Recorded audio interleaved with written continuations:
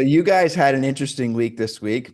Blair went to see Shinoo and bought Shinoo's rather famous 111 RS Lotus Elise, which is arguably the coolest Lotus Elise on planet Earth. So congratulations, Blair, and congratulations, Shinoo. And Shinoo, are you feeling a little bit more? Are you going to build another one? Are you feeling Oh sad? yeah. No, no, no. Listen, I have to build another one. That was my favorite, 111 RS, and I couldn't be happier that it went to Blair. That's honestly, one thing that makes me feel good about the whole thing, and giving up that car to another cool guy. So this is awesome. Welcome to Full Throttle Talk, the podcast where horsepower meets conversation. From supercars to classic legends, high revving tech to motorsport mayhem, we cover it all. Straight from the driver's seat, whether you're a gearhead, a racer, or just love the thrill of the open road, you're in the right place. Buckle up, hit the gas, and let's go full throttle into today's episode. That is awesome. And so, Blair, your big consideration when deciding whether. So, tell the story. I mean, you basically flew blind into see Shinoo and Temecula. Go ahead. Well, listen. Anybody who's been listening to this podcast now for a few weeks knows that I got prescribed by the good car doctors of Shinoo and Tim That's right. to go buy a Lotus, and I'm a very compliant patient. And Shinoo certainly had no ulterior motive with this at all, being the king of Lotus in this country. But so yeah, you guys were really kind of in sync with where my head was at.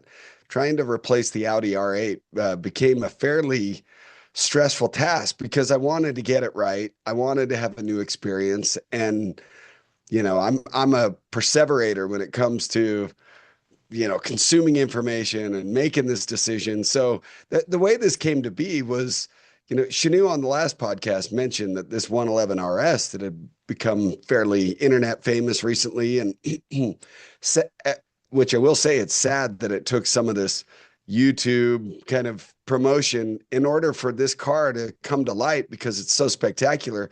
But he said he was going to run this thing through Bring a Trailer, and it's just real. And I had just made a guy an offer on a Lotus Emira. We just couldn't agree financially. I think he was wanting too much for, a high mileage Emira.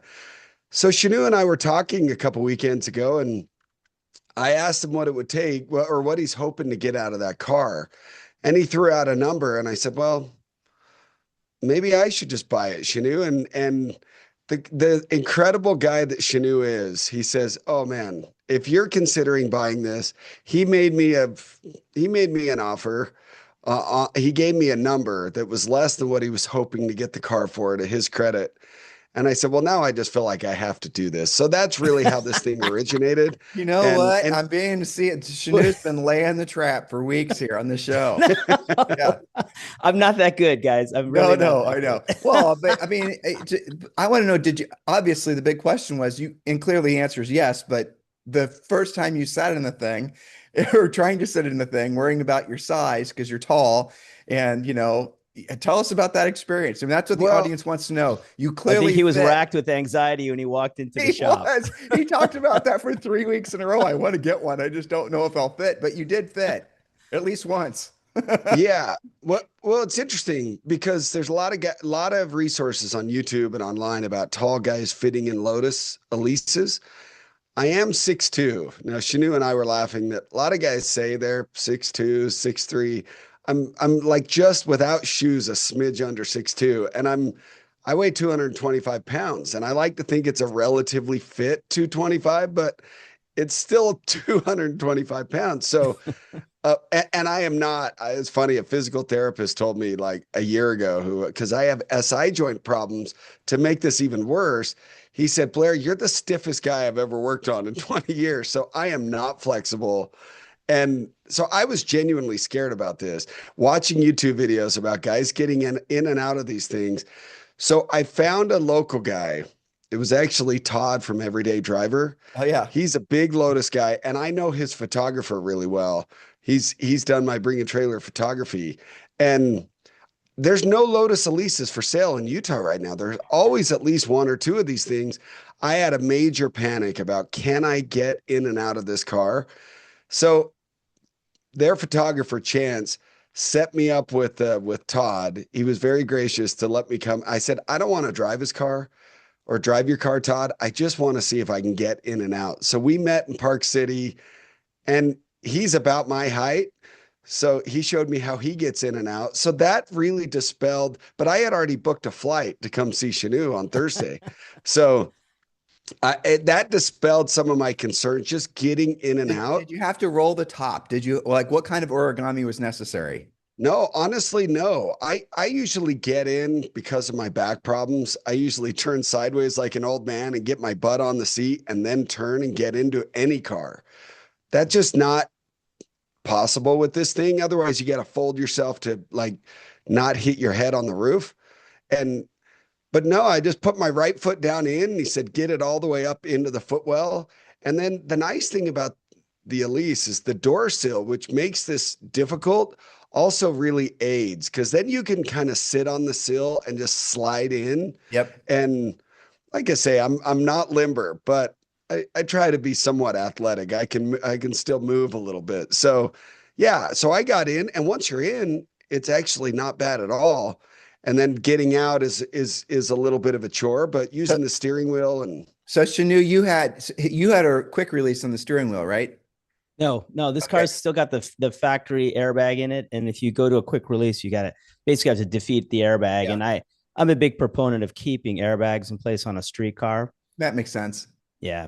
Did you lower the seat in his? So is his seat? That seat is actually, it's one of our, what we call our big boy seats. So it sits just a little bit lower than the stock seat. And the seat bottom is actually is like formed to be more comfortable for broader guys.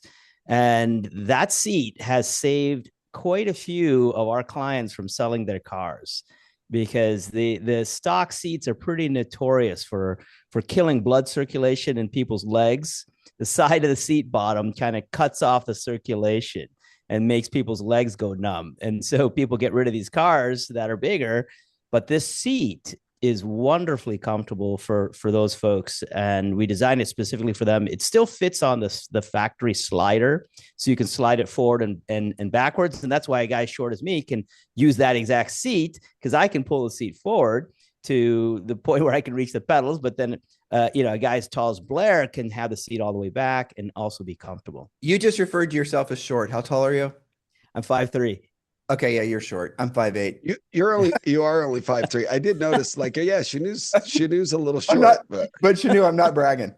No, 5'8" is still short, brother, because 5'9" I think is average. Yeah, no. Okay, now he's picking on me. But my point is, you and I are ideally heightened for race car drivers. Yes. Yeah, exactly. That's how we have to look at life. That's how I've always.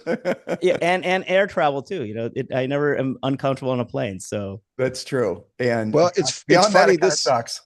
But so the funny thing about this seat is my angst was quelled about getting in and out of the car, but then I had more panic set in about being comfortable in the seat. And I have funny story. I have such a terrible history with seats and cars. Like I said, my SI joint, and I'm in the car a lot. It makes it hard to find a seat that works for me. I mean, as an example, I flew to Vegas years ago to buy an Audi S5. It was a cool green color. My boy and I went to use as a daily driver. And we flew down there, got it home. It was the prestige trim, had a massage seat. I like German seats. They usually do them right. I sold that car after 9 days. For some reason, the seats were killing my low back and hip. So that gives you an example of how high maintenance I am with my seats. So I had a total panic, and I'm like, there is no way this little carbon bucket that Matt Farah also didn't get square with, there was no way this thing was going to work for me. And so that's when I showed up. It was really fun to meet Shinoo. You can see in this picture, we had what ended up being a really great day together. It was so fun to pull up to his office, but I was in a state of panic. I was talking to my buddy and my wife, right before I got to his office. And I'm like, I don't have to buy this car. Keep reminding me I don't have to buy this car. I'm so excited. Let me ask some more questions. So this, are you messaging you on WhatsApp too, by the way? Oh, As far as the car goes, this car has not had a single part of it that hasn't been touched. And I want Shinoo to talk about that because that's what really impressed me. By the way, you should know that I had also considered buying that car from Shinoo. You didn't know that, but I had. And the reason I didn't is, frankly, I didn't want to bring it to Puerto Rico. It would not be a happy car in Puerto Rico. The way he's got it set up, and there's a lot of just, normal road things, times about 15 donkeys on the way to school, and, there's some wild horses and, normal stuff that you guys experience all the time in Utah and Southern California, I'm sure. But so Shinoo, this thing from stem to stern basically is a bit of there's no untouched surface on this, including the exterior of this thing. You remove the front turn signal lights, you put in brake suspension. Walk us through from stem to stern, all the things that have been changed. Yeah, I mean, pretty much anything that can wear out, has been either replaced or reconditioned, right? So the suspension, brand new shocks, right? Wishbone bushes, ball joints, the brakes. The calipers, we refresh the calipers, so we don't replace the calipers, but they get completely refreshed and rebuilt. The shifter mechanism is our system. The engine gets completely rebuilt. Well, okay, I'm going to talk. Every time you say something I think it's cool, it's probably, if it's cool to me, it's cool to somebody else too. So the shifter mechanism, I saw this thing and it does look beautiful. It looks like a work of art. It looks like one of those things you see in a Pagani. Oh, Blair's going to have a picture of it. So talk about that. What did you change? Because the normal shifter mechanism in that thing is out of a Toyota diesel truck, if I remember correctly, and it's a cable shifter, right? No, I mean, it's a bespoke shifter from Lotus, but it's just not very good. Some of them are actually okay, if I'm honest, but they generally wear out over time. So it's the one part of there's a couple things on the Lotus Elise that are a little bit of a disappointment. The shifter can be, probably in about 25% of the cars new, they're kind of they're a bit of a disappointment. And part of it is because it's cable actuated, which is always an issue. Okay. And so we improved that. This is actually our second generation shifter. Our first generation was also very well received. And we came up with a second generation a few years ago. I'm going to interrupt you again. Sorry. Yeah. Cables as in literal cables. And then you're replacing with rods. That's where with the different. No. Totally so different. We still replace with cables, but our cables are much higher quality with a lot less what's called backlash. So there's less slop in the system. Okay. So when you move the lever, it's actuating the linkage at the gearbox. Okay. So it's just a much better system. Again, we can spend more money than Lotus can, in the aftermarket. So we can specify a much better product. And so as a result, the shift action from the beginning to the end, we address pretty much every part of that, and it makes it significantly better. So the shift cables in the OEM one, would they stretch out or what would cause? Yeah, I mean, yep, they're also a little bit sloppier just from the get-go. But then one of the problems that they have is they break and they'll separate at this one joint, and that'll cause the car to be essentially unshiftable. So yeah, there's really a couple, three things that'll leave you stranded on this car. One is the radiator, which of course we replace on the car, the shifter cables.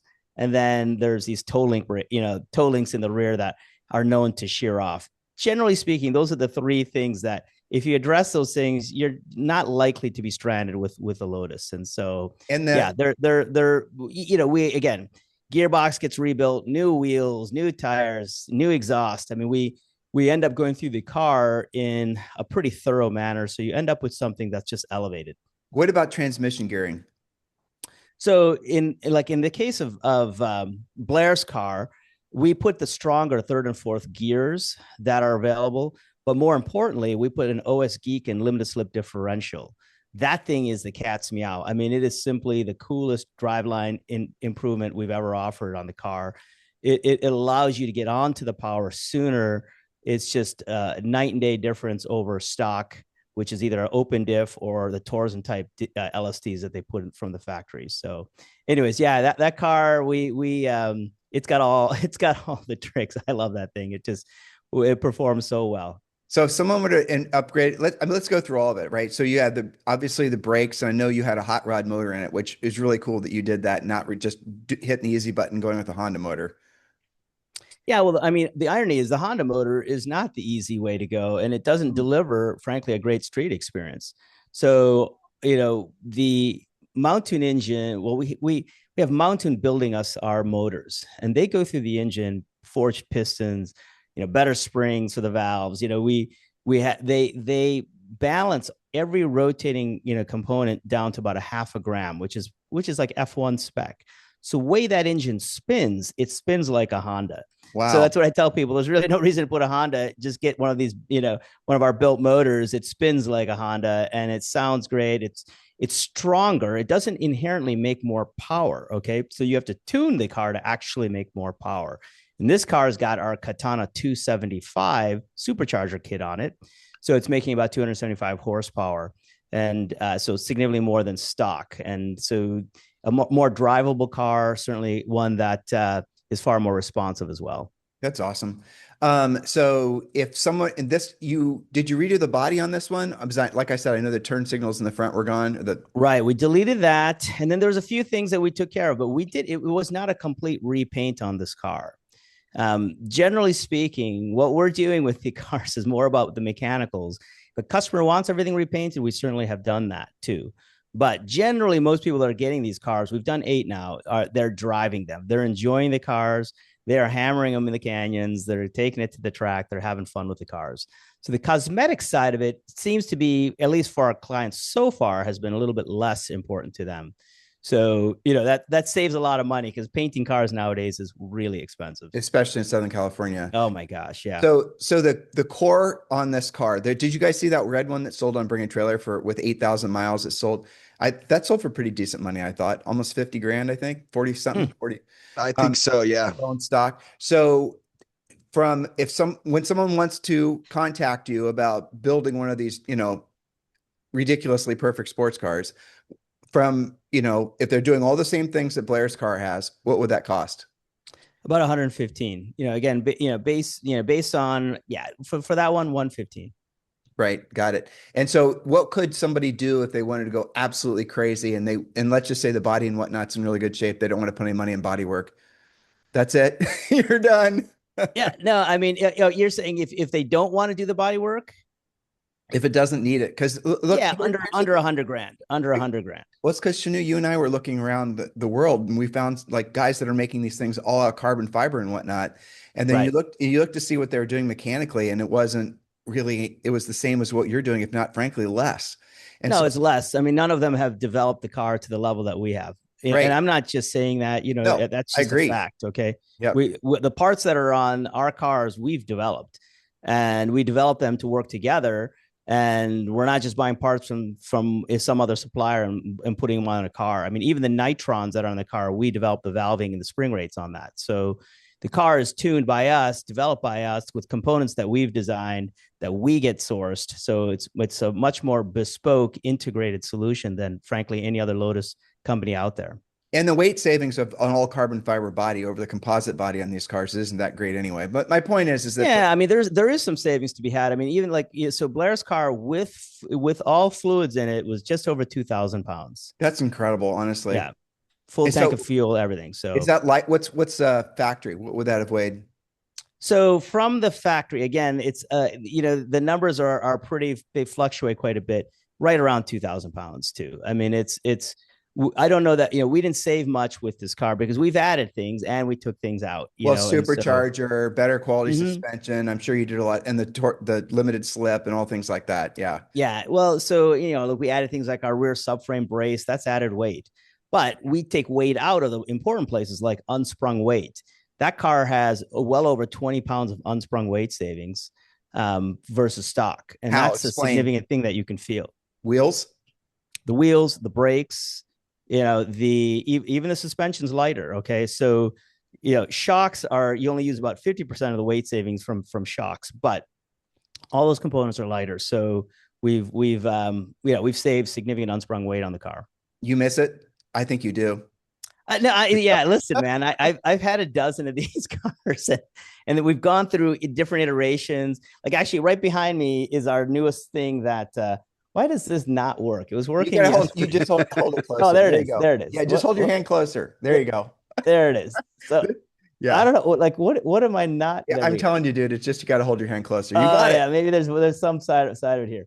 Yeah. So that what's behind me is some new uprights that we've developed based off of our racing uprights. So there's another almost 10 pounds of unsprung weight savings that we can gain from those. So I'll be putting those on the next car that we do. I'm probably actually going to just well, for us, these cars are always development, cars. So we're always testing new things, and so that'll be the next thing. There's only so much unsprung weight you can find. The uprights are that next opportunity for us for a street car. So that'll be the next thing that we're going to do. So I'm pretty excited about that. Well, having done a million car projects, I can, in my humble opinion, you're pricing this very well. And if you look at to see what mostly the guys that are modifying over in England are modifying S1s, and I'll say it again, if you guys are interested in having the ultimate street Lotus, I can't imagine why you wouldn't do business with Mr. Shinoo. So there we go. All right, you guys want to go? You guys want to ask? So by the way, in case we didn't mention it, this is Full Throttle Talk. Yeah, we are celebrating the incredible handover of the 111 RS from Shinoo to Mr. Blair. All right, so guys, let's move on, and we'll bring back in more story. You know what? Before we do, I want to know what that was like driving that thing back from Temecula, California. Can you share one story about like when you actually felt it for what it was? Was there a little sort of moment of enlightenment where you go, oh my gosh, this is truly different? Or are you still waiting for that? No, it didn't take long. And fortunately, right when I got to Shinoo's shop, and you can see it behind me, like Shinoo is the real deal, and his shop is so cool. It's amazing that more people don't know about what they're doing down there. But the seat was comfortable. To my earlier point, I was floored by that. But then that's when the excitement started. Like, I think I'm really going to be able to make this work. So Shinoo has a great twisty road right 5 minutes above his office, his shop. So honestly, when we jumped in that car and he said, okay, let's go up to this twisty road, it hit immediately. It doesn't take long to realize this thing is different. This is a very special car. And I knew immediately that's exactly what I wanted. But yeah, it's very aggressive. It's raw, but in all the right ways. The suspension is compliant, and it just ripping this thing. And I think my favorite thing about this car perhaps is that it still acts very much as a naturally aspirated car. It is very linear. I expected way more shove of torque in the lower RPM range. And that's really not. You have to wrap this thing out. And once you get it on second cam and it switches over, it's just the thing starts to pull. It's making insane noises, and it pulls hard all the way up to 8,200 RPMs. And I said, okay, Shinoo, he said, no, keep driving. I'm like, no, we're done. Let's go to the bank. We're like, immediately I knew this is the car I had to have. And so, yeah, that was the moment, honestly. Now driving it to Vegas. Red line? What's the red line on this thing? I didn't know it was that high. Yeah, about 8,200 RPM. Nice.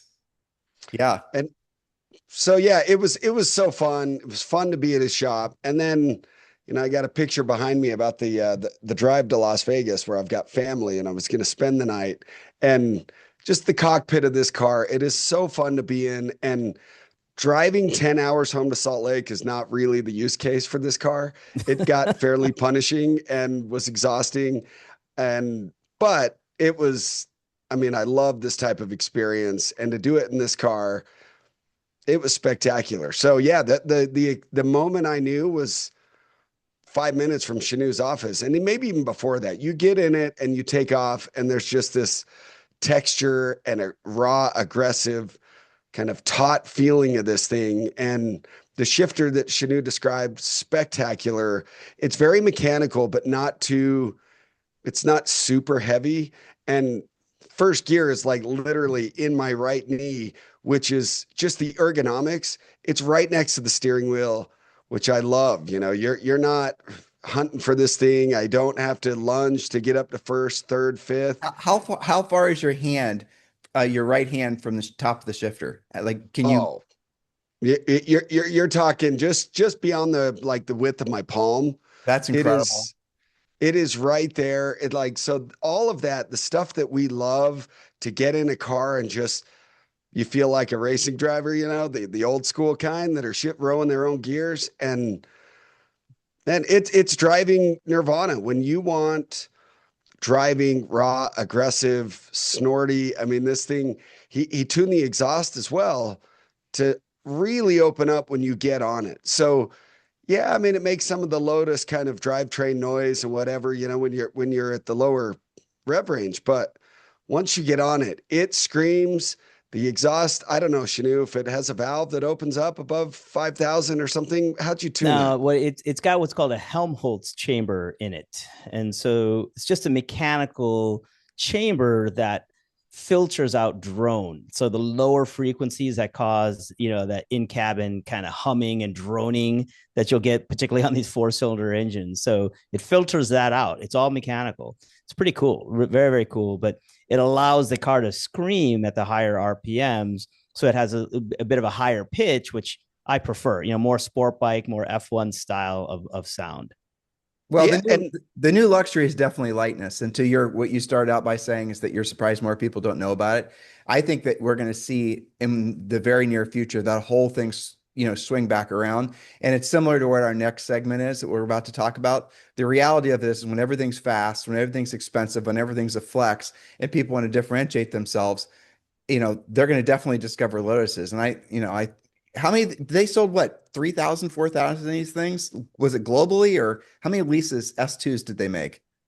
A in lot. Total, I somewhere in the neighborhood of, I think, 14,000. Is it really? Globally, Oh my gosh. globally, yeah. That's incredible, don't you think? Honestly, yeah. I mean, they sold 7,000 of those here in the States. I had no idea. They made that many. Well, I mean, hell, you could. What's the cheapest you've ever seen one? Oh, the cheapest Lotus? Yeah. No, I mean, in rough condition. S2. Yeah. Yeah, 15 grand. Okay. So someone could buy a 15 grand at least, assuming, well, actually that's an interesting. Yeah, it's a bit tough nowadays. I think you're probably looking 20 to 25 for a rough one. How long was the bonded chassis guaranteed for? Because at the time, wasn't that new technology where they didn't know how long the glue would last? Describe that. Yeah, no, I mean, actually, in the mid 90s, when they launched this car at the Society of Automotive Engineers show in Detroit, it's like an auto, industry trade show. I was there, and the manufacturer of the chassis was there. And so I asked them, I said, hey, how long is this chassis going to last? I had worked at Fiero where we were welding the space frames together, right? And here was a chassis that's extruded aluminum that's being glued together and riveted. So I was pretty skeptical that this was going to last very long. Of course, I'm enamored with it because it's so light and cool, very innovative. And he said, look, we think it's going to last 100,000 miles, but we're honestly not sure. And so, yeah. But look, they're lasting. We got people with 200,000-300,000 miles on these chassis, and wow. no issues at all. So I think, again, these are a lot of the advantages of lightweight. They don't stress components like the heavier cars do. And so things last much, much longer. I was joking around with Blair that, he'll probably get 50 track days out of those the brake rotors that are on that car. Because it doesn't weigh anything. Yeah. I mean, it doesn't weigh anything, and the car things just hold up. Yeah. And so have any manufacturers copied Lotus with the, adhered alloy structures? Is anyone else doing that?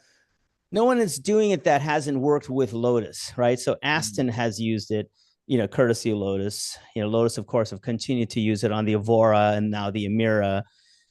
So it hasn't been used as much as people would like. It's a technique. It's a construction that works on pretty low volume cars, but there are certain limitations to it, of course, with it too. So that must be why, because it has to mostly be how much handwork is necessary for this. Probably quite a bit. Oh, that explains why we're not seeing more mass adoption. Right. All right. You guys want to skip over automotive news unless you guys have got really good things? Because I think we just covered the most automotive news that's most important for Full Throttle Talk. Well, I mean, with all the Porsche talk, you guys saw the announcement this past week, right? About Porsche's operating profit falling like 90-some%. I did, and I read that was pretty significant, I thought. And so I want to make kind of a crazy prediction if you guys are ready for this. This is outrageous, okay? But I'm going to say it here first. I predict Porsche to address their profit issue, are going to move some production to the United States. Now, hear me out. Hear me out. They cite tariffs as being a big, big issue. Okay. They cite that they're going to be building a 3-row SUV. Okay. These are two things that, building a SUV at Volkswagen's factory in Tennessee could address. And, when you look at 60% of Porsches that are sold are SUVs. SUVs are supporting that company. We see all the sexiness of the GT 911s and blah, blah, blah, but it's an SUV company that is now making sports cars on the side. So that's my crazy prediction, that they're going to move some production, for SUVs here to the States to help, correct this profit, fall that they're facing right now. Makes total sense. And do you think a Porsche SUV buyer would care that it's not made in Europe? Nope. I don't think so.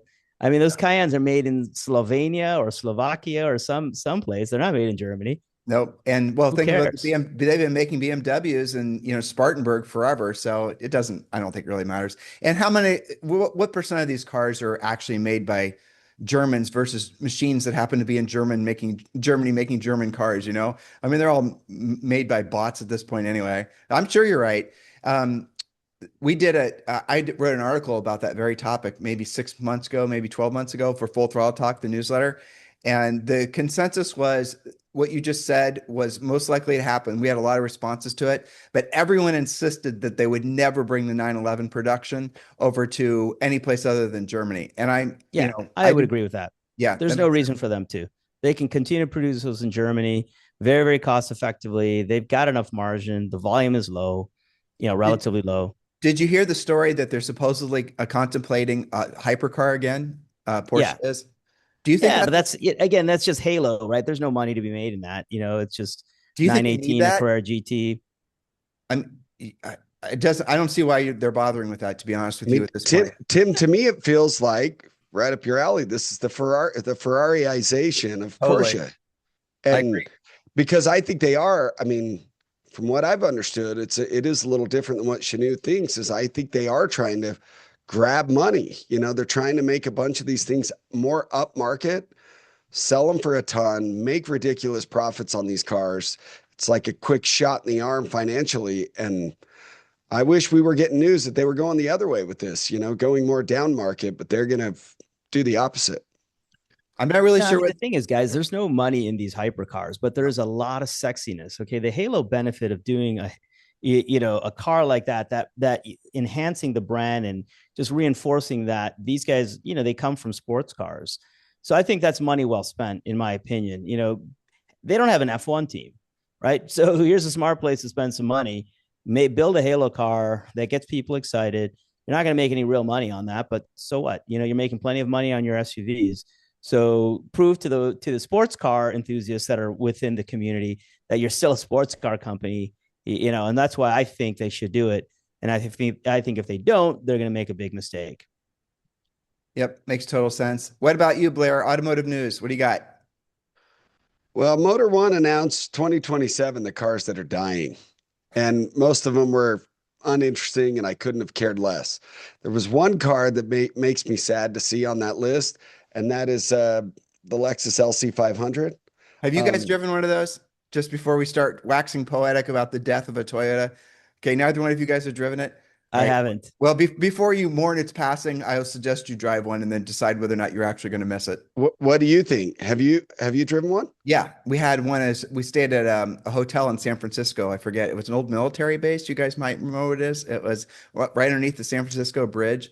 In any event, when you were staying there, you could. Oh, I know what you're talking about. Yeah. Yeah. It's the same guy that owns the Post Ranch in Big Sur owns that place. In any event, Lexus has a deal with his hotels so you can basically have one of those cars for free while you're there. And so we did, and it was a convertible, and the engine was awesome. It was really nice, just all the things, but it was not a great car. Nothing about it. No. No. So it's funny. There's a lot of guys who disagree and differ with that, who are reviewing cars. I can't stand that grill. What was that Alien movie or with the mouth, the gaping mouth? That's the Predator. What that just, Can't stand the Yeah, front of that car. yeah. I think Lexus has screwed that up big time. But you know where I got very interested in this LC500 is I listened to a podcast by Malcolm Gladwell, and he's a big car guy, which you Oh, would really? never Yeah, he necessarily has an suspect. E34 M5. He has an E34 M5. Oh, nice. I didn't Yeah. realize that. Yeah. I know, He, right? Doesn't make sense. he is a big car guy, and he did a whole segment. Lexus flew him over there to really show him the science behind the acoustics and all of the resonance tuning that they were doing with this Wow, 5-liter bro. V8. With love and And respect, you lost me at science, Malcolm Gladwell, and acoustics tuning. This is a sports car podcast. it Hey, that's is. all part of it, though, Tim. Yeah, I mean, Listen to well, this it though. tells you who the Lexus is geared towards, right? Have you driven a have you driven a Carrera S post turbocharger 991.2? Yes, and we rented one actually through Toro. It was That lovely. was turbo, not the NA.1. It was turbo. It was 992 actually. Oh, and what kind of sounds does that car make? I actually thought Almost. that car was pretty damn nice. Truthfully, I was surprised. I liked it. That was a nice car. I'd rather have that than that Lexus. What Yeah, but have about you heard it? an LFA? 100,000. Have you listened to an LFA? That sounds incredible. Exactly. So they spend a lot of time tuning that. Yeah. Shinoo's into music. I grew up playing music. I paid for my college was music actually. My wife, Really? too. Julie played in orchestra. That's awesome, man. Yeah. I was on a full tuition cello scholarship, which Nice. nobody it all would makes guess. sense now. Yeah. So, That's you know, awesome. mom really cracked that whip growing up. But Good for her. Good for her. so for me, I was interested in the tuning of the sound of this car makes. And for me, the 992, 991.2, they've become more GT cars to me. I mean, they still have a very precise front end. They feel really taut, you know, so they do have shades of like, you can drive those cars really hard, which I do respect and appreciate. But to me, the once they went turbo, they lost all sound character. To your You point, just- Blair, to your point, if you're comparing GT cars to GT cars, that Lexus is just ridiculously good for sure. Yeah. For a Wh- Grand Tour. Which is where Right. I put most of the turbocharged 911s in the Grand Touring category with the capability to do more. And I totally get that, but nobody's using them for that. A new 992 Carrera S, you are about $100,000 more than what you would get a well option LC500 for. And I have heard them and made me so interested to Is that true? Did you say $100,000? yes, The you can get one of these. 100,000 more than that. A Carrera S, most of those are just over 200,000 bucks. These are just over 100,000 and they Now don't make Shinoo any and I like it. sound. No, we're like, we're in. Yeah, well that's the point is I got to change the car front that end, is- though. I got to change the front end. I cannot live with that front end. I don't disagree in that regard. I've never, but if you get by the front end, these things, in my opinion, the coupes, I'm not a big convertible fan of this car, but the coupes look spectacular. I think it's a classic case of Lexus brand just they've never figured out how to attract younger buyers, and which is why this thing hasn't been a big sales success. But I'm always just underwhelmed by the turbocharged 911s. They don't make sound for me. It's like it's lacking in the experience department. And when I hear one of these things rip by, I think it's fantastic. It was a boomer car basically, and they haven't basically rebranded it for a younger audience. And they've tried, but that's where they've missed. And if they were to do that, I mean, you guys look at all the GR products that TR's the Toyota's coming out with. Have you guys we need to talk about that maybe on the next show. The Yeah, it's incredible. Corolla. I actually have a GR Yaris in my background here. I should put that up right now. Well, but Shinoo, are you aware of all the new GR products that are coming out? Supposedly coming out, the MR2. I mean, what the hell? Talk about enthusiast cars priced right. If there's a brand for us to be excited about that's, you know, still producing cars, who's better than Toyota? Honestly, and who would have said that 2 years ago? But that car's amazing. You know, you can't get that in the United States. You can only get the Corolla, but still, that's an awesome car. Well, that's an interesting point because they are coming out with that GR-GT. Yeah, which is, I think it's going to be a $300,000 like track focus super. I have a theory about Toyota, and you guys check me on this. Other than brand, which is a big deal, but other than brand, I bet you we're going to see Toyota with these GR products fill the gap that used to be frankly, Porsche's gap in the lower end price ranges because everything's gotten too expensive. I'll bet you're going to see Toyota. They're going to start being seen in a different light in the next probably 2 to 3 years because of these GR products. So speaking of which, let me ask you guys this. And I'm not like everyone assumes because I'm so mesmerized by the ZR1 that I'm a Corvette guy. I've had one Corvette in 2004.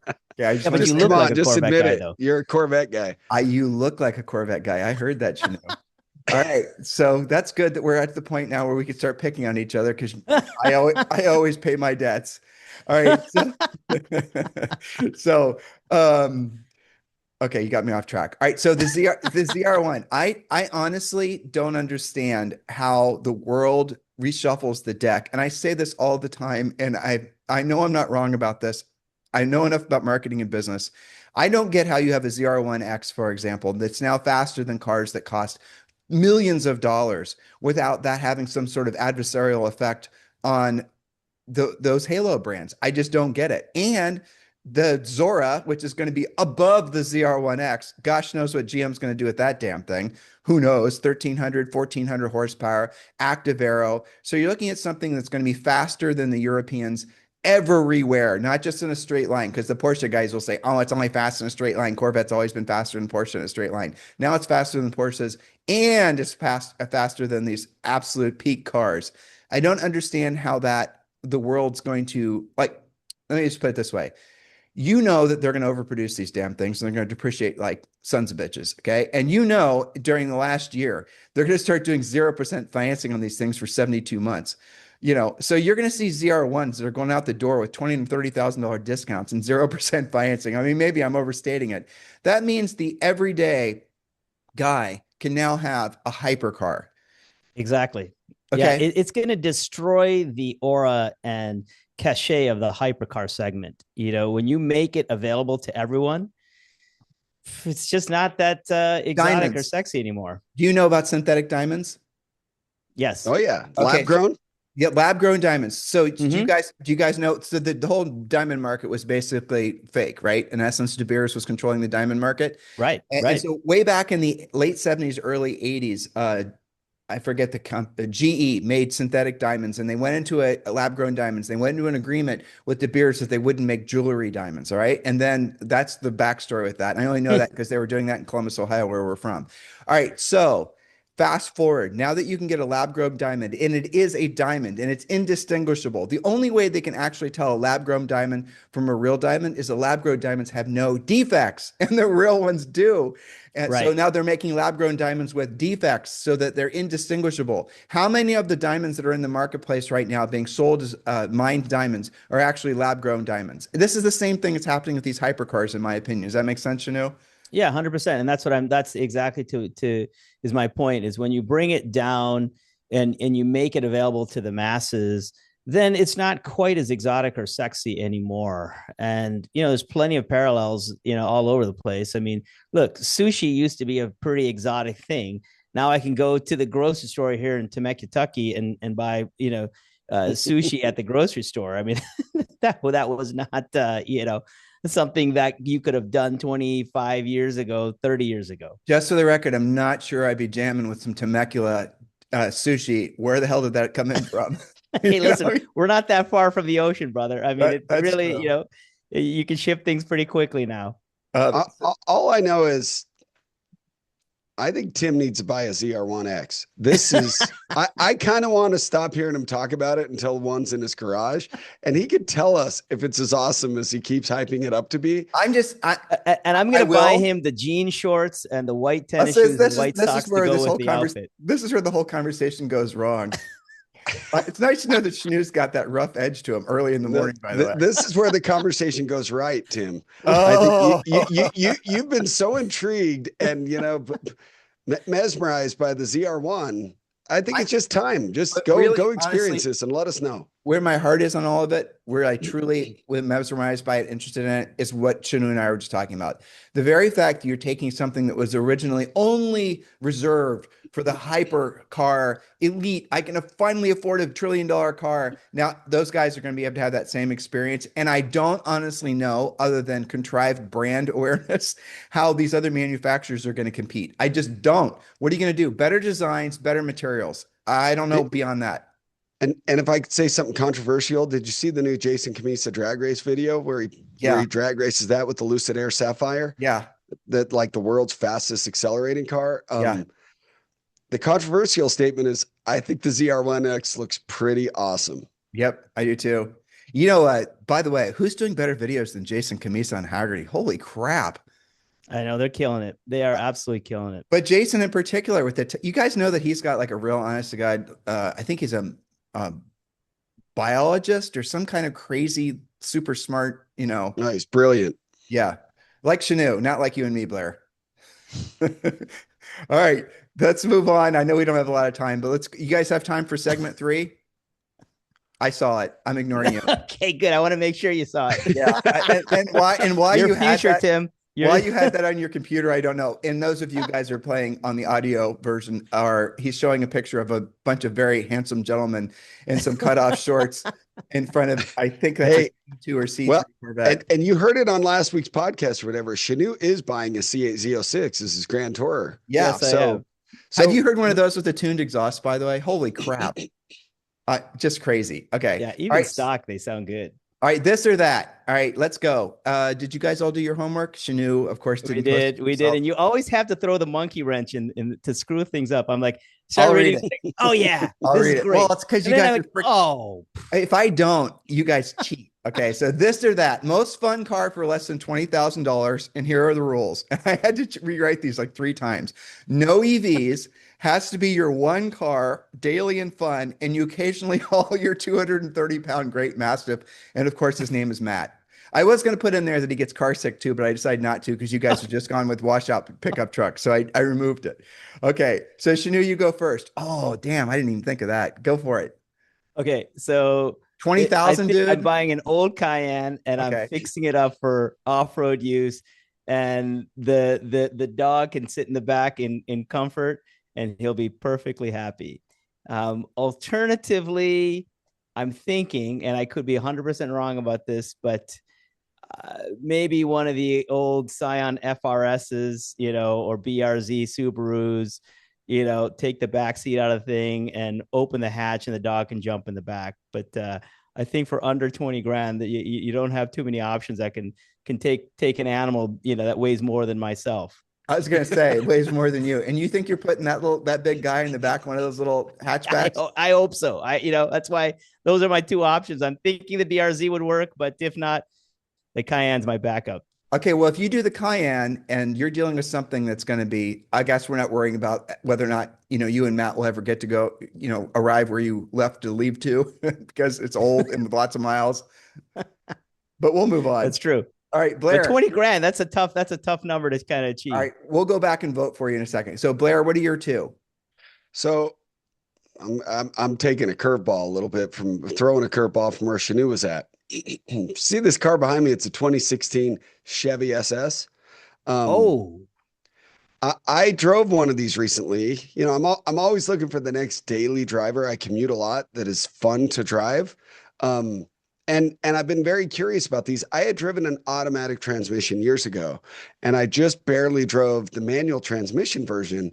This car is known as the 4-door Corvette. And it's funny, my buddy wanted to hear a report of how this car was when I drove it recently. And what I said was exactly fitting for this 2-car challenge is I said, this is the type of car that's great for the guy who's not able to have 2 cars. So if you can only have 1 car, the Chevy SS makes a ton of sense. So that has the Z06 motor in it from the C6, correct? No, it doesn't have that 7-liter motor in it. This, I think it's from the standard Corvette, not because the C6 Z06 I know had a 427 7-liter. This is not that with 500 horse. I think it's a standard Corvette motor. but it is really good to drive, and suspension is tight. You can hustle one of these on a back road. It's comfortable. It's spacious. It does look like a Chevy Malibu. Yes. Honestly, I think you guys all did terrible on this challenge. All right. So what's your other car? You guys did not put effort into this. That is not that is not true whatsoever. Chevy SS, go drive one of these things. You can. I racked my brain for at least 2 minutes on this assignment. You need to learn how to use AI. Just ask the question. Go ahead. 2016 Focus RS with 75,000 miles can be had for 20 grand. Now, I have not driven. That's a good choice. I have not driven a Focus RS, but I have driven the ST and I've driven the Fiesta ST a bunch. And these are snorty little hatchbacks that have way more character than like a GTI or a Golf R. So in I think it's Boost Blue, I think, is that what Ford calls it? Or is that might be the Honda Civic Type R Blue. But anyways, Focus RS makes pops, bangs, burbles, fairly small, but a decent sized back seat, manual. Tell me why I'm wrong with that, Tim. No, I think you're right with that. And you've got 4 doors, which, by the way, you guys might have me on that one particular point now that I'm reminding myself of my challenges. All right. So hold on. We'll vote on that. So my 2 choices were, I went honest to God feedback on this car. You guys tell me what you honestly think. And then I'll tell you why I'm extra curious about this one. All right. 2013. Okay. Fiat 500 Abarth. All right. Shinoo, and I think me and Matt would have a good old time in that. Now, the only problem is that Matt would probably, first of all, there would be no back seat. And I'd probably have to remove the passenger seat, and Matt would probably sit on his butt and his head would go out the sunroof.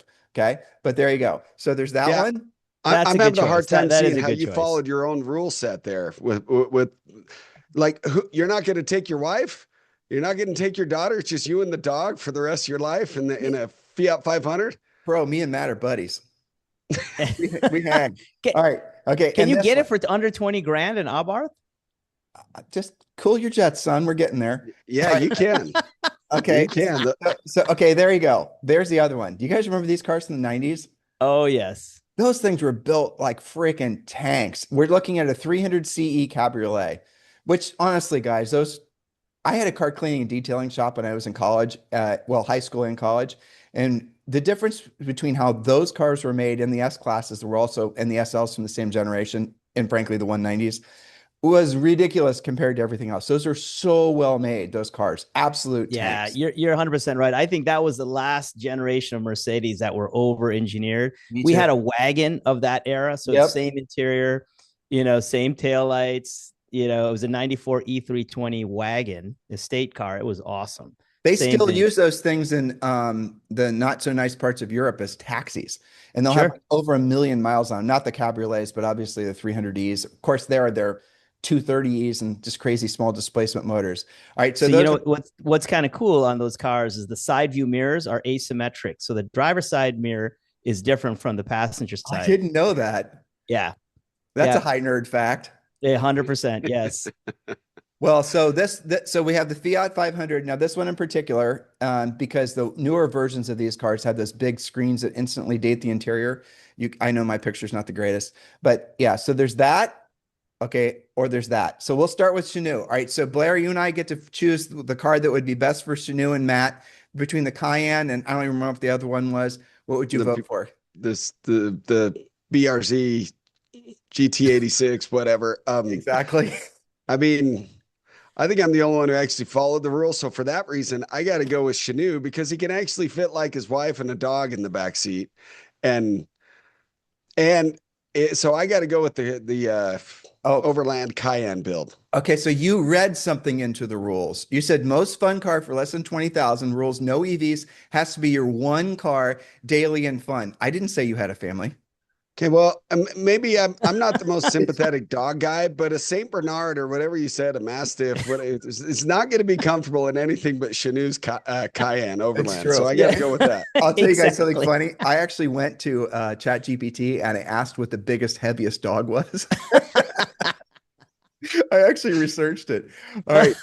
I agree with, and there's a company in, where are they? In North Carolina that's doing a hot rod version of those Cayennes. And I've seen those. They're really well built. Eurowise. I don't know if you know that guy. All right. So I would vote for his Cayenne for sure. Would that be your choice ultimately, Shanu?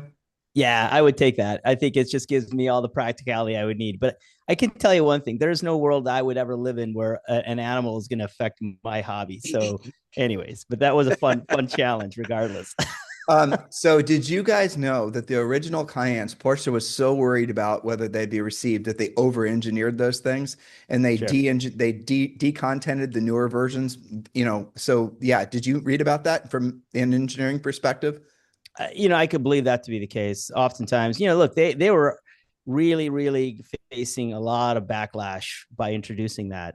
I remember that clearly. People were just up in arms, and same thing with the X5, just the enthusiasts were all up in arms that these companies were coming out with SUVs, but in the end, it turned their fortunes. So It's it like makes sense. do you remember the original new minis and how those cars were those R53s or something? I don't remember all the Yeah. nomenclature and Yep. how those I had cars had one. the Yeah. clamshell. We did too. I had a Mini Cooper Works or the Cooper Works one. Those cars were really, really beautiful little cars. And then the newer ones, something that just happened to them. They just didn't, they were clearly not made by the same engineers. You know, are you guys following Yes. Formula One this year? Are you guys following Formula One? Yeah. Did you hear about what's happening with the Aston Martin? How basically the guys can't drive more than a dozen laps because the power unit is causing the whole car to shake so bad it's killing their nerve endings in their hands. Did you hear that? Oh, no. It's a Honda motor. And so why did that happen? Because Honda, who was making brilliant engines before, their engineers, when they thought the Honda F1 project was over, all went different places. And so the guys that are supposedly built this new Honda motor for the Aston Martin for this season don't have the same expertise. And you can see that when you lose your core group of engineers that make a unicorn product, the next version of it's never the same. All right, let's go to Blair. So Blair, your two choices were? The Chevy SS, which is a serious car, despite what Tim said, and the Focus RS. uh, by the way, I'll tell you. So your Chevy SS, I believe that was based on a Holden from Australia. Yeah, And the Holden Commodore. all right, there you Correct. go. Okay, so that's high nerd knowledge that refutes your claim Well, that I didn't care about it. well, the reason I chose these cars, because I actually had a couple of German wagons, old European wagons, first selected, because I'm always thinking about making one of those my next daily driver. Is if I'm going to have a do-it-all car, I have to have some sporting intentions. I have to have a car that can go on a back road. And I think both these can do that. One with a little more comfort and less character than the other. But so it's either the Chevy SS or the Focus RS, both 2016. All right, Shnu, which would you choose for him? The RS would be my choice. I'm bummed that I completely forgot about that car because I think that's the perfect tool for this job. Well, we are proving that you can get a hell of a lot of cool cars for less than freaking 20 grand, which nobody really talks about. And I agree completely. That would be a brilliant car. And not to get geeked up about it, but the amount of cool, very well done aftermarket stuff for that thing is off the charts too. Well, and I think they suffer a little bit from reliability concerns. I think it was a head gasket or something on these RSs that went on the 2.3 motor. But it's like any car, like my E46 M3, address some of the scary stuff. I think this traded for like 17 or Isn't that 16 incredible? grand Well, I with, mean, with hell, 78,000 miles. Put 5 grand into it to make it reliable, and just the value for money is incredibly high. Yeah. definitely, definitely. All right. So with my choices, what would you guys choose for me and Matt? The Fiat or the Benz? I think the Fiat, if you can actually get it for 20 grand, would be my choice. Okay. I think you can get those used for 20 grand all day. Wow. And I mean that Mercedes is beautiful. I hear the engineering on those. In fact, I feel like that's one of the next things I really want to start to discover is older Mercedes.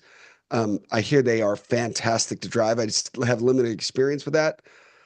But I got to have some sporting intention if it's a I don't know if jack of they're all fantastic. trades. I don't know if they're fantastic to drive. I think that's overstating it, honestly. Well, They're yeah. not. If nothing else, that convertible E320 is beautiful, but I got to go with the Fiat as well. And poor Max is going to be uncomfortable. But Matt, to yeah. Shinoo's point, I don't care that much about my dog. Um, Good to know. You guys are cat And people. It doesn't surprise me. Both of you are cat people. All right. So I would choose the Fiat too. And that Fiat right now, and I'm not, oh, what does this podcast come out? Okay. Yeah, I will say this Fiat is right now on Bring a Trailer. It's got 4,000 miles and we're the high bidder oh, sweet. at 12.5. Do you work on these things, Shinoo? We haven't, but I actually had a mechanic who was very capable on it, but it can't be that hard. All right, the auction will be over by the time the show comes out. So the car's in Vegas, and I was thinking actually, if we end up getting this, I might ship it to you and just have you go through it because 4,000 miles, it had the oil change last year. But yeah, I've always wanted one of these. When we were in Italy, maybe 3 or 4 times ago, and those cars, these things first came out, the how they looked and sounded blasting around the narrow streets with a tall cobblestone building, or the cobblestone and the tall stone buildings, it's changed me forever. They made a version of that there was a Ferrari Tributo version. Did you guys know that? Yeah. They've really tuned that thing to be snorty. It pops, it bangs. It's a rowdy little exhaust. There's no muffler. By the way, I'm bringing a trailer right now. It's at 12.5. And I think, Shinoo, to your point about pricing, I think that'll end up probably around 15. Wow. That's a sweet deal. For that low mileage car? Yeah. Well, I've been watching these for years, and there's been other lower miles ones that have gone up, and I always backed off around that point. But this one being 4,000 miles and it looks like it's perfect, I might go a little higher than that. But without the screen, you said. Which I didn't know they made them with or without a screen. Is that what you said? What do you mean a screen? Oh, yeah. So the early ones didn't have the big ugly nav screen that's too slow and laggy. So this one just has a little stupid digital readout, and so it makes it so the better. Yeah, more classic. All right. Well, I know you guys have to go off and do things for today. I think we can wrap it up here. Do you guys have any ideas or topics for the following week? I keep on promising we're going to get to comments from the listeners and the viewers, and we'll have to do maybe a whole show dedicated to that because we have a lot of great enthusiastic responses. Oh, we are opening up a swag store. Did you guys see that? I sent you a link for the other ones. Yeah. So we're going to do that. And we have to come up with some, I think we should come up with some designs that has things other than the logo, but we'll work on that. And any other topics you guys have top of mind? I mean, Blair, I'm hoping we get a weekly report from you as you progress in your love affair with this Elise. The Elise is going to be awesome. And I think we got to do some BMW talk in upcoming podcasts. But, as a final shot to this, or a parting shot, what Shinoo's doing is spectacular. And I'm excited to report on that. I've got a picture up behind me of his client waiting area in his office. I mean, this is like Car Guy Central. I'm so glad that, I've found Shinoo. We had a great day together, and what he's doing down there is just, it's for drivers, and that is apparent the second you meet him, you see their shop.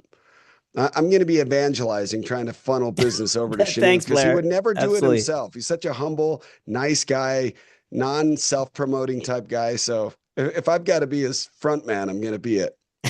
Well, appreciate it, Blair. When you come across somebody we're kissing Shinoo's butt right now, and he's going to get a big head. But when you come, the head is expanding here. We're living in a world of everything's fake, and you have fake experts, you have fake opinions, you have people that are just bloviating about things they really have no experience around, just all this BS. And when you come across somebody that's not full of shit, that actually has the chops to back up what they have to say, their opinions aren't just something they just heard on Instagram. You can frickin' tell. You can tell the difference between authentic and smart. But if you only come across and come in contact with people that are just sort of acting like they're experts, and you never come across someone like Shinoo, then you don't know the difference. And unfortunately, that's what's influencing automotive mostly right now, are people that have opinions but don't have really any experience to back it up. And I talked about this before with you guys, like when someone's talking about steering feel, but they've only driven steering that's electronic, or brake feel, but they've only driven brake by wire. All these things, they don't really, I mean, God bless them, but I don't really think that's where I'm going to be going to hear somebody describe an analog driving experience who's never actually driven an analog car. And when you get into it, a lot of them don't even know they've not driven an analog car before. They literally don't know that the thing that they're waxing poetic about is completely a simulated driving experience. Shinoo, you look like you're deep into a thought. No, Tim, listen, I'm hoping that your prediction from a couple pods ago about, the Ferraris of the world focusing on lightweight and they're going to. is, yeah, it's got to. It just makes so much sense. I've been thinking about that ever since, and I'm got my fingers crossed. Where would you go? Honestly, you're automotive. You got this Corvette. Yeah. Oh gosh, Tim's talking about Corvette again. But you got the Yep. Corvette again. This completely, that USP, unique selling proposition, is gone. Right. If you're an automotive, you're an expert, a no bullshit one. Where are you going to go if you're Ferrari or Porsche? You're just going to basically make more leather wallets and fancy T-shirts and $300 tennis shoes. I mean, what are you going to do, honestly? Yeah, exactly. And you're 100% right. I mean, when every car has the exact same, performance level, then you got to find something else to differentiate. What So is you're it going to be? right. If it's not lightness, what else can it be? No, seriously. Yeah. Don't just agree. What else could it be if it's not lightness? I can't think of a single thing. Yeah, there isn't. I mean, because that's going to translate to feel. And I think ultimately that's what we're all going to want, is that feel again. And so I really think enthusiasts, at least. What are you thinking, Blair? You clearly are the leading edge of that, my friend. So what are you thinking as we were just talking? Well, I feel like I've been enlightened this week, truly. I used to think my Cayman GT4 was a lightweight car at 3,100 pounds. And then I go meet my buddy Shinoo and get into a 2,000 pound Elise that is hardcore. He's bit from the forbidden fruit now, so he's screwed. But what I was going to say though too is, I know a lot of guys with 3 or 4 cars. Very fortunate. I consider myself to be equally as fortunate. But stop buying Porsche 911s for your 4th car. Buy them for your 2nd car, fine, or your first. Because they're a lot more usable. They're more comfortable than this. But when I see guys stacking up their garage full of Porsches, it's like you cannot believe the difference in experience of this 111 RS compared to even a Cayman GT4. Well, you're speaking to an enthusiast, and I don't think most of the buyers that are stacking those cars are enthusiasts. They're collectors, and they're also, their motivations are different than yours, truly. Yeah. And the beautiful thing about the car you bought from Shinoo is that you can grow into that car. You won't grow out of that car. You won't get bored with it. The depth and breadth of the experiences you're going to have in that thing are extraordinary. No, you will not be having learned the different settings for your massage seats and all this other crap. But the reality of it is that the experiences you're going to have are completely on a different spectrum than everything you've experienced before. I would be shocked if you ever sold that. I'm the guy who always sells his cars, and I could see it happening, that's what I wanted. I wanted an enlightening experience. And so far, after a few days, I know there's you're riding the recency bias and the honeymoon period, whatever, but I had to drive that thing 11 hours. I hit terrible traffic in Southern California too. Shinoo and I were yakking too long and having a good time, which was totally worth it, by the way. But I put that car through the absolute worst use case for that car. For sure. and Southern California traffic is horrific. Horrible. The funny thing is too, is I got home and we took the roof off right away. Shinoo said in the 3 years since he built it, he never took the roof off that car. And I'm like, Shinoo, what are you doing? This thing, the weather was beautiful. We ripped that roof off. We got the kids in it. And like, this is wild. And but when you showed up, he had it up on a lift. I saw your video. He had it up on a lift. He took all the wheels and tires off. You could see that car's all original paint, Shinoo. It's not, the front was repainted, but it's super freaking clean. I was really surprised. It's not full of rock. Okay, yeah, it looks clean from 6 feet away, but as you get close, you'll see the patina. I mean, the car is a driver. We drove that thing, so it's chipped up. It's got scratches on it. Okay, so Blair just put up a picture of a Carrera too, right? Yes. So this is a 964 Carrera RS. Ruby, I said Ruby, this car. Ruby Stone. Yes, the 111 RS reminded me of 2 cars after driving it for 12 hours home and beyond. The 964 RS, because of that seam welded chassis, it has that, but this is even more just taut and tight and like stiff. But it reminded me of that from the 964 RS and an Alpha 4C, only this is way more sorted and like driver focused without all the turbo lag and without the funky transmission. For the next show, because I know you're the one that has to go. Can you bring a comparison? I'm genuinely curious about what you just said. Not the 4C, because let's just leave that one out because it's a manual, but comparing your new Lotus to that 911 RS, the 964 RS. I would love to make that comparison because in my mind, That's probably the last lightweight Porsche made. And I'm working on themes for future podcasts. And I'm wondering if if I were in the market right now to buy a super lightweight car, I would compare an Elise to like a long hood 911, a 911S. The thing that would lean me back towards the Elise, truthfully, is the ownership experience of the Porsche is not something necessarily that I'm really looking forward to having, again, because I've already had four Porsches, because it's more expensive. It's more time consuming. Frankly, it's a little bit more snooty. Truthfully, I like the Lotus people. They're very chill. So yes, I'd love to hear your comparison. Well, as a tee up for that, this very car, I took this picture just the other day when I got the Lotus home. That's my buddy's car. He drove this 964 RS over to my house to drive the Lotus. And then after I let him drive the Elise for 20, 30 minutes, and he loved it, by the way, I jumped in the 964 and got to drive that. So I literally just drove him back to back. Sweet. And it was an enlightening experience. It was very fun. So I'd be happy to share more about that. Well, you're talking about $100,000 in those things, especially in Ruby Stone. That's $250 to $350. Yeah, exactly. That is nuts. So let's just leave them as a cliffhanger. The question is was there that much difference in driving experience? We'll set aside collectible built, values and all the rest of it. So that'll be where we pick up next week. How about that? I love it. Excellent. Good. All right. You guys have a fantastic week. And if you have any other show ideas, listeners, Shinoo, Blair, make sure you guys let us know. Message us over on Instagram. And thanks for still listening and watching and allowing us to nerd out with all of you for an hour every week. Thank you very much. Have a fantastic week. And we'll talk with you guys next week on Full Throttle Talk. See you guys. Have a good week. All right. See ya. Bye. Take See ya. care, Thanks, guys. guys.